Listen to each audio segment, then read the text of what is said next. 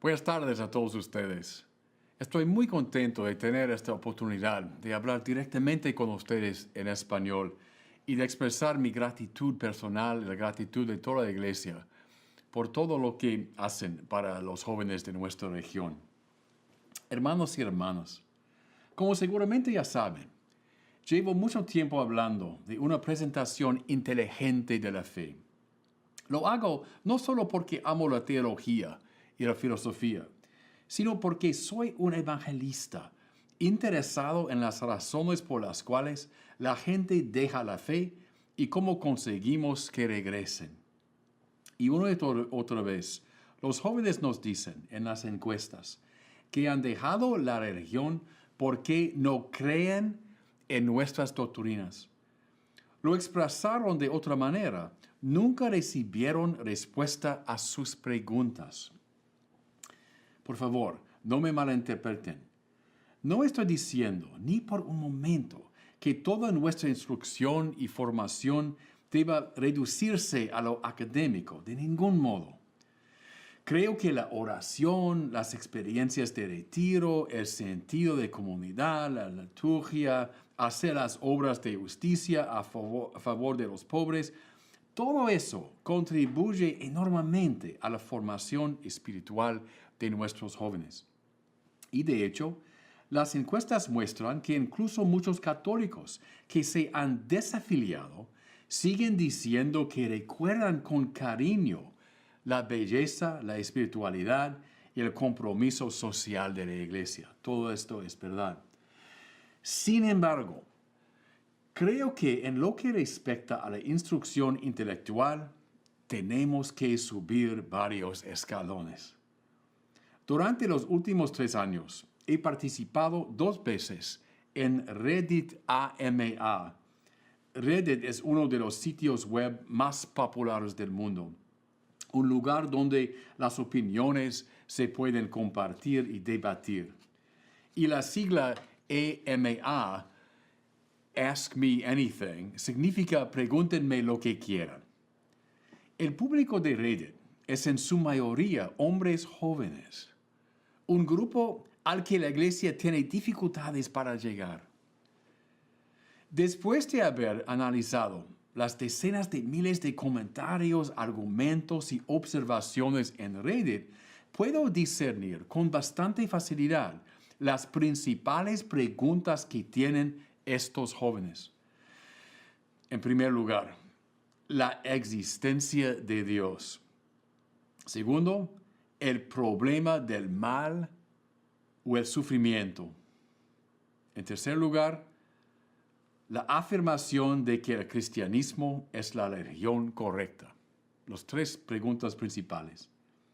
¿Estaría dispuesto a apostar mucho dinero a que los niños con los que tratan regularmente tienen las mismas preguntas?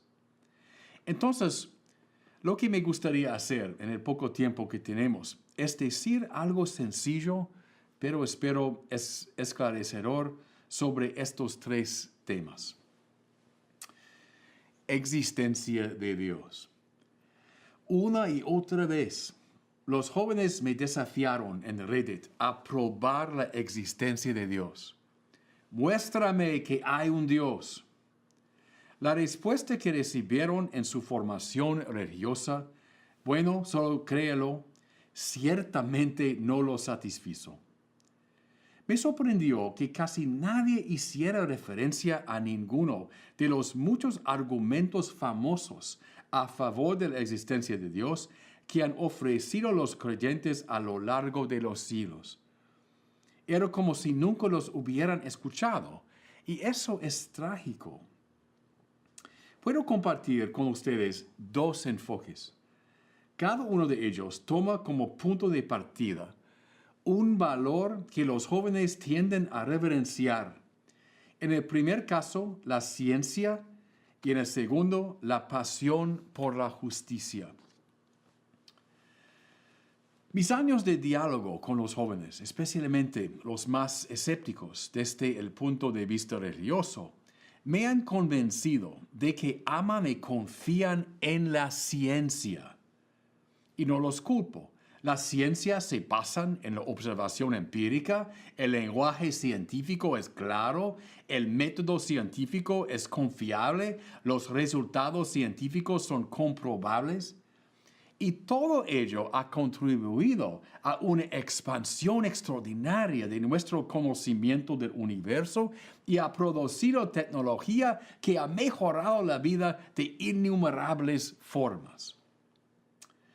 Cuando miran a la religión, ven muchos conflictos, textos misteriosos de la antigüedad, afirmaciones que parecen curiosas y muy difíciles a corroborar, y con demasiada frecuencia la presencia de la violencia. Entonces, si se trata de una batalla entre la religión y la ciencia, es fácil ver cómo la ciencia conquista las mentes de los jóvenes. Lo que quiero hacer es ir directamente al corazón de la ciencia y demostrar que cuanto más comprometido está uno con la ciencia, más creíble debería encontrar la fe en Dios. Expuse arriba algunos de los movimientos básicos del método científico, pero lo que está detrás de todos ellos es una creencia fundamental, a saber, que el universo como totalidad y en cada uno de sus aspectos es inteligible.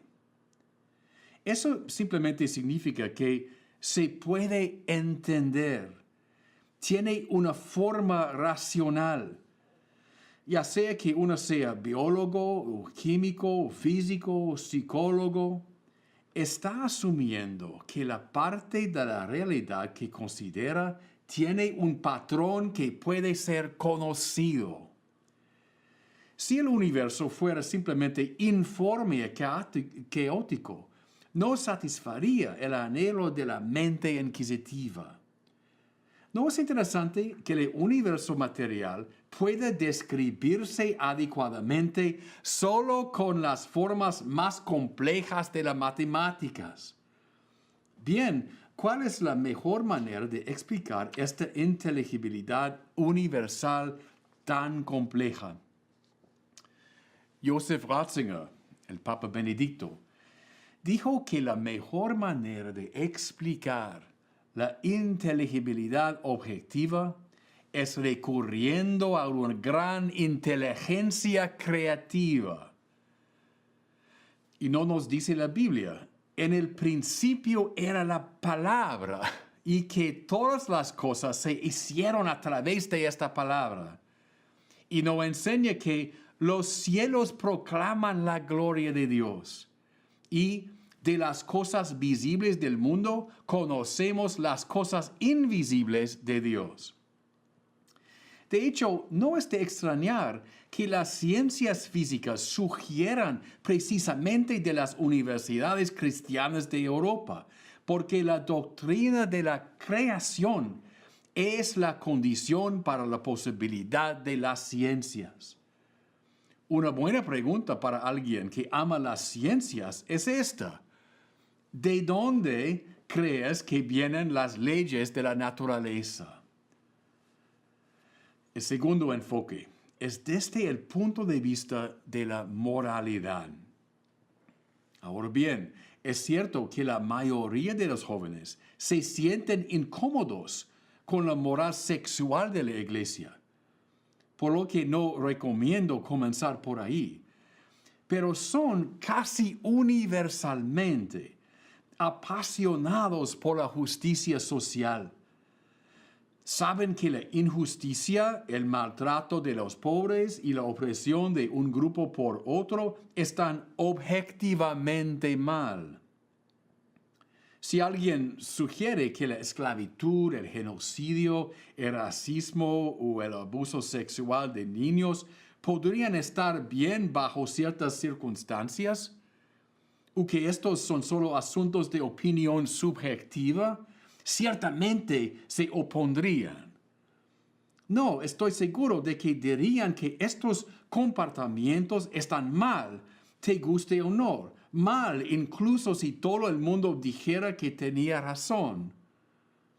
Y esto significa que aceptan la existencia de leyes morales objetivas.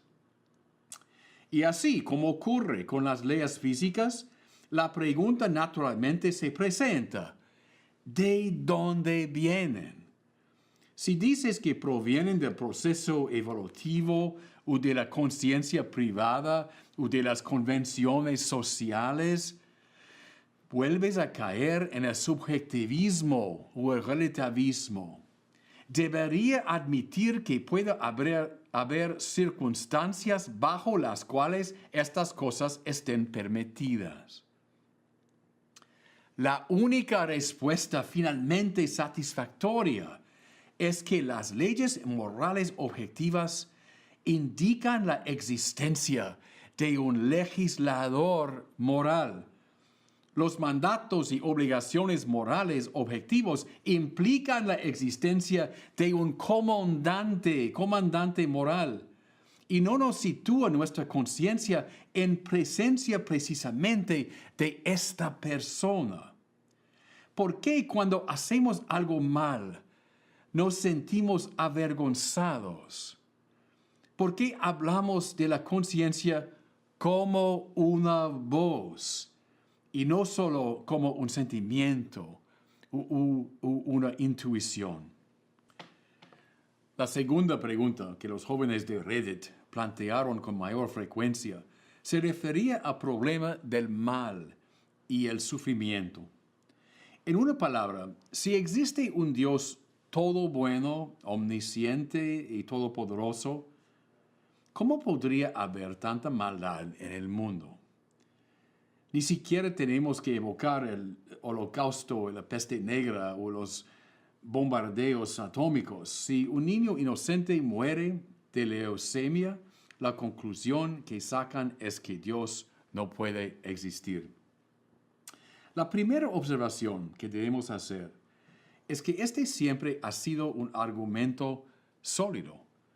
Santo Tomás de Aquino lo expresó de esta manera: si existen dos opuestos y uno de ellos es infinito, el otro sería completamente destruido. Pero a Dios se le describe como el bien infinito. Por tanto, si Dios existe, no habría maldad. Pero hay maldad. Por tanto, no hay Dios. Créanme cuando les digo que los jóvenes sienten la fuerza de este argumento en sus huesos. La respuesta clásica a ella, que se muestra tanto en San Agustín como en Santo Tomás de Aquino, es que Dios permite ciertos males para producir un bien mayor. Me doy cuenta de que cuando el principio se establece de forma tan simple y abstracta, no parece muy satisfactorio. Pero debemos permitir que la verdad de la percepción se asimile. Ciertamente, todos hemos experimentado este fenómeno en el curso de nuestras vidas. Ciertos males y sufrimientos que parecían inútiles cuando los soportábamos resultaron ser una fuente de bendición. Quizás perdiste un trabajo que realmente querías, pero ese rechazo te llevó por el camino hacia un trabajo mucho más satisfactorio. No ingresaste a la escuela que querías, pero terminaste yendo a otra escuela donde conociste a tu esposa. Soportaste la pérdida de un querido amigo, pero ese mismo sufrimiento te llevó a profundizar tu fe, etc. Así que entendemos el principio. Pero si somos honestos, admitiremos que muy a menudo no vemos esta buena resolución. Gran parte del sufrimiento por el que pasamos parece inútil. Tenemos que recordar que Dios está tratando con todo el espacio y todo el tiempo. ¿Cuál es la razón por la que estás sufriendo algo? Posiblemente no podamos saberlo la mayor parte del tiempo. Por eso no significa que no haya una razón significa que nuestras mentes están demasiado limitados para verlo. Una historia. Cuando era pequeño, tenía un perrito que se llamaba Tiger en inglés. Como todos los perros, Tiger detestaba ir al veterinario. Entonces, cuando subimos al carro, ya estaba ansioso. El veterinario sugirió que lo tenga en los brazos para calmarlo. El veterinario lo revisó y le dio una inyección. Mi perro me miraba como culpándome de que el veterinario lo tratara así. No le pude explicar que era para su bien. Su mente y la mía comprendieron la situación de modo muy diferente. Una historia similar. Unos años más tarde, cuando era pastor de una parroquia, el padre de un niño me vino a visitar. Me contó que llevó a su hijo al hospital y que estuvo a su lado durante la examinación y después de una cirugía muy complicada. Y sucedió algo similar. La mirada del niño hacia su padre era de acusación, como si él hubiese permitido que lo hicieran sufrir tanto. Es decir, la mente del niño no podía entender las razones valederas para tanto sufrimiento. Del mismo modo, la diferencia radical entre la mente y el propósito de Dios y el alcance de nuestra mente es tan grande que a menudo simplemente tenemos que confiar. Este es en esencia el mensaje central del libro de Job. Dios le pregunta a Job, ¿dónde estabas cuando puse los cimientos del mundo? Dios está jugando al ajedrez, pero en 100 millones de tableros de ajedrez a la vez, uno apellido sobre otro, y cada juego afecta a todos los demás. Conocí vagamente a una familia en Chicago que asistía a misa regularmente en la parroquia donde yo ayudaba. Había 4 o 5 niños en la familia y uno de ellos, una hija, estaba gravemente discapacitada, tanto física como mentalmente. Ella venía a misa con su familia y todo se sentaba en una sección especial al frente de la iglesia. A menudo, la niña afligida experimentaba dificultades y ansiedades durante la misa. Y siempre me impresionaba que uno de sus hermanos, un niño de no más de 9 o 10 años, que la atendía con paciencia y compasión. ¿Por qué padecieron esta pequeña y su familia este terrible sufrimiento? No lo sé. Pero sé que estaba produciendo un corazón compasivo en su hermano. Y tal vez se lo pasaría a su hijo, que se lo pasaría a su hija, que se lo comunicaría a su hija, que se convertiría en santa precisamente en el momento en que la iglesia lo necesitaba. El punto, hermanos y hermanas, es que Dios está trabajando en todo el espacio y en todo el tiempo. De hecho, Él permite que el sufrimiento solo produzca un bien mayor, pero no siempre podemos verlo claramente. Como mencioné antes, la tercera pregunta que surgió constantemente en Reddit fue la singularidad del cristianismo. Otra forma de decirlo, ¿por qué de todas las religiones del mundo dirías que el cristianismo es el correcto? Para responder esta pregunta completamente, necesitaríamos varios años de teología.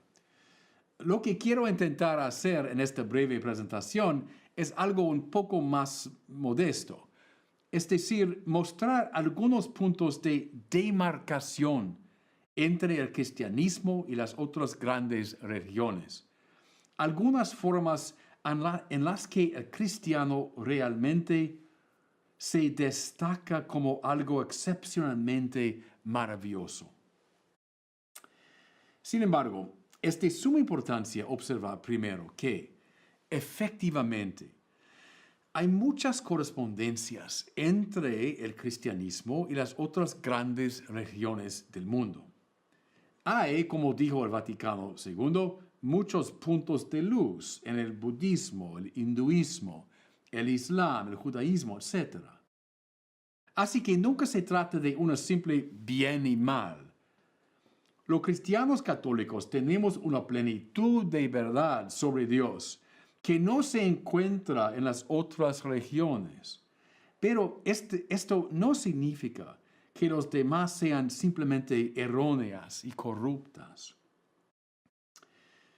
Primero, el cristianismo proclama un Dios personal.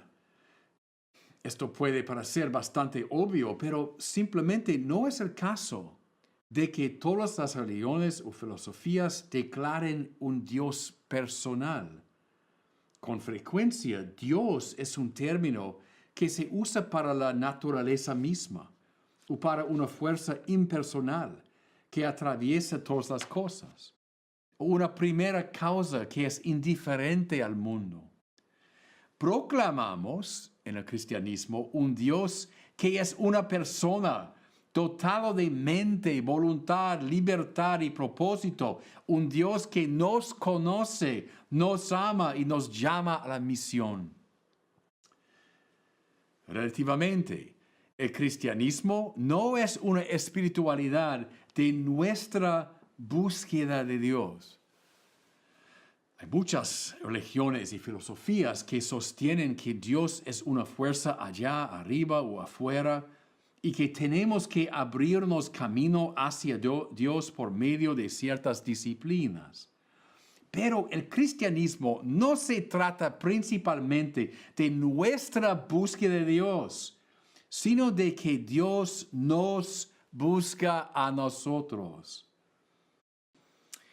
Y de esto deviene otra verdad muy importante.